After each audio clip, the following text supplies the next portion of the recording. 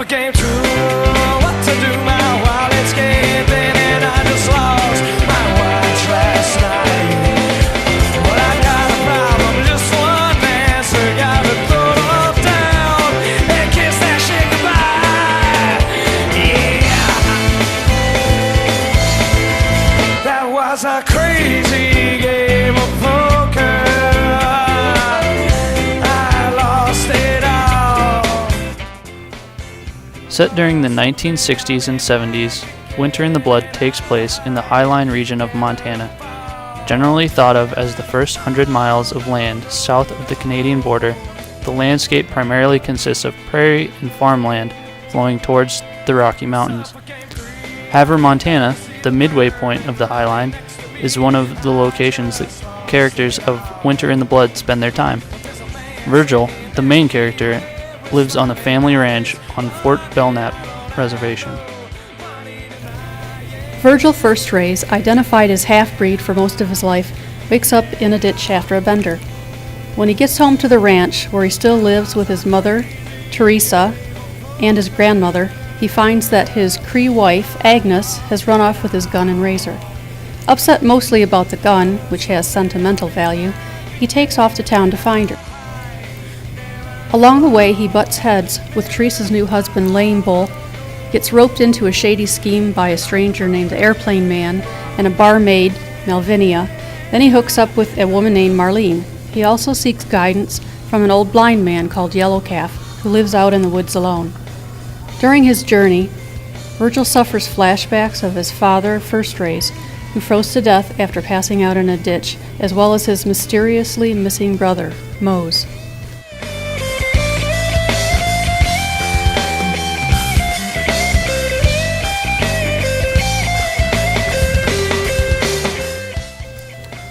Though he sets out to find his gun, Winter in the Blood is more about Virgil finding himself.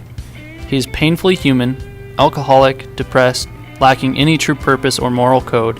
He suffers identity issues, lacks any real concept of his culture, experiences PTSD-like flashbacks, and uses sex and alcohol to escape from reality. He is also haunted by an accident in his past, which leaves him with a bum leg, a dead brother, and a father so upset he disappears for weeks at a time. Virgil still sleeps in his boyhood bedroom in a house occupied by his silent, dying grandmother and his preoccupied religious mother, who marries the obnoxious neighbor.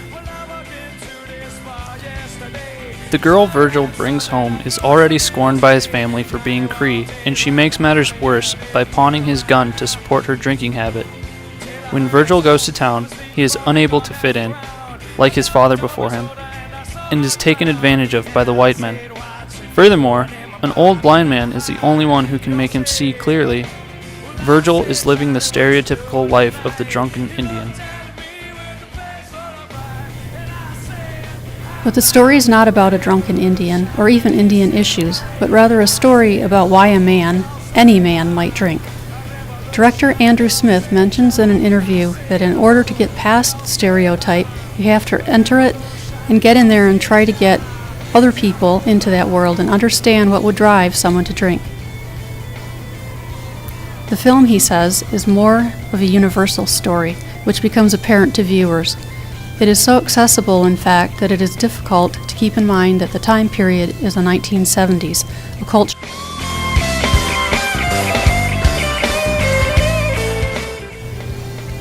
The pathetic stereotype that Virgil seems to us to perpetuate is just picking up speed.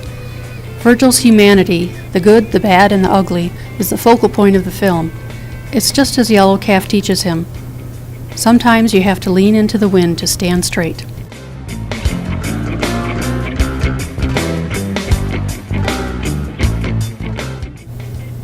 Dad, where are we going?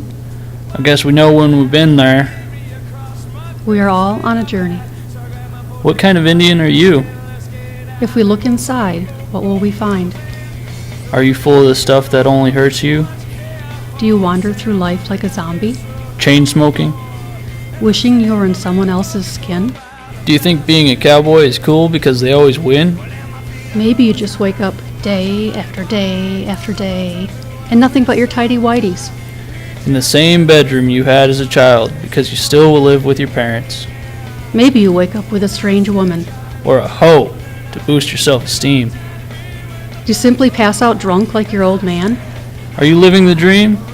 Maybe you hang out in the bar too much. And become your own stereotypical joke. And when they get tired of your bullshit, they beat you up and throw you out, and you end up looking like this.